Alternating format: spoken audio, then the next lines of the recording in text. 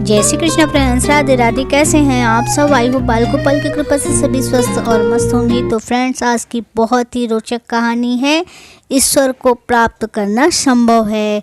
तो कहानी बहुत ही छोटी सी है, कहानी को पूरी सुनिएगा और अगर पसंद आए तो प्लीज़ चैनल को सब्सक्राइब जरूर कर दीजिएगा। और अगर आप फेसबुक पेज में देख रहे हैं तो प्लीज़ पेज को फॉलो करना मत भूलिएगा। फ्रेंड्स, कथा कुछ इस प्रकार से है। एक धर्म गुरु थे। उनके प्रवचन से प्रभावित होकर एक युवक ने उनको अपना गुरु बना लिया। युवक रोज गुरुजी के आश्रम में आता, उनकी सेवा करता। गुरुजी जहाँ भी कहीं प्रवचन करने के लिए जाते, युवक को भी साथ ही ले जाते। इस प्रकार वह युवक लगभग हर सत्संग और प्रवचन में गुरुजी के साथ ही रहता था। गुरुजी को युवक के हाव भाव देखकर कुछ दिनों से लगभग लग रहा था कि उसका मन कहीं भटक रहा है। यह ऐसा देखकर गुरुजी ने युवक को अपने पास बुलाकर पूछा, क्या बात है? पिछले कुछ दिनों से तुम परेशान लग रहे हो।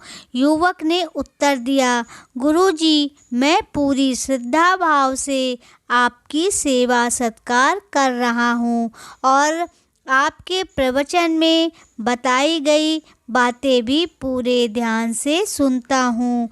लेकिन मैं आपका शिष्य इसलिए बना क्योंकि मैं यह जानना चाहता था कि ईश्वर को प्राप्त करना संभव है, परंतु इतने दिनों तक आपकी संगत में रहने पर भी मुझे इस प्रश्न का उत्तर नहीं मिला। अतः मेरा मन थोड़ा सा अशांत है।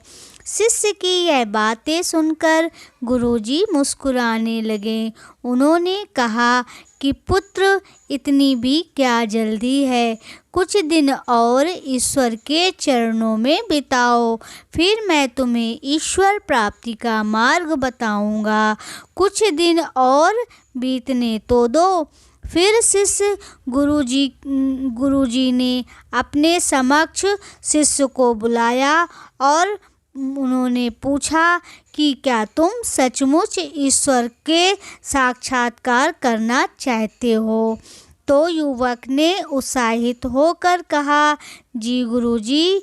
तो गुरुजी ने कहा, ठीक है, आज मैं तुम्हें ईश्वर प्राप्ति का मार्ग बतलाता हूँ, चलो मेरे साथ। गुरुजी अपने साथ शिष्य को लेकर के चल दिए। नदी के किनारे पहुँचने पर गुरुजी ने अपने शिष्य को नदी की ओर चल पड़े। नदी के किनारे पहुँचने पर गुरुजी ने अपने शिष्य की गर्दन को पकड़कर उसका मुख नदी में डुबा दिया। गुरुजी के यूं अचानक डुबोने से शिष्य संभल नहीं पाया और पानी से बाहर आने को छटपटाने लगा। कुछ देर युवक को यूं ही डुबाए रखने के बाद गुरुजी ने युवक को छोड़ दिया। युवक ने लंबी सांस ली, फिर गुरुजी की ओर देखकर कहा, आप यह क्या कर रहे थे? गुरुजी ने मुस्कुराकर पूछा, जब तुम पानी में थे तो क्या सोच रहे थे? तुम्हारे मन को उस समय किसकी आस थी?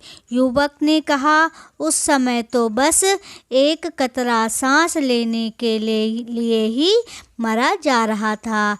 लग रहा था बस एक पल के लिए हवा में सांस ले पाऊं।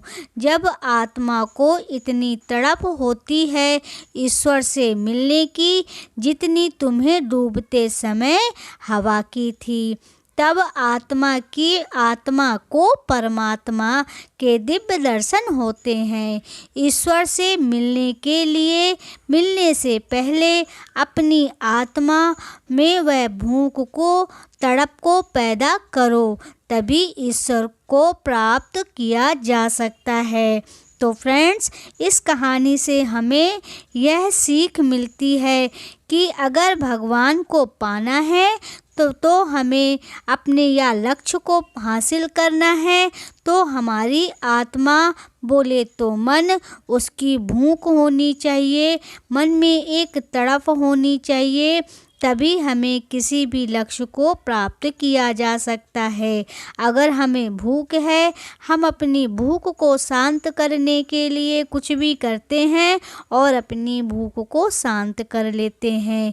अगर हमें किसी चीज़ को पाने की ललक है तो हमें मन में उसके लिए एक तड़प और एक भूख पैदा करनी होगी, तभी हम अपने लक्ष्य पर पहुंच सकते हैं। तो आशा करती हूँ कि आपको हमारी बताई हुई कहानी पसंद आई होगी।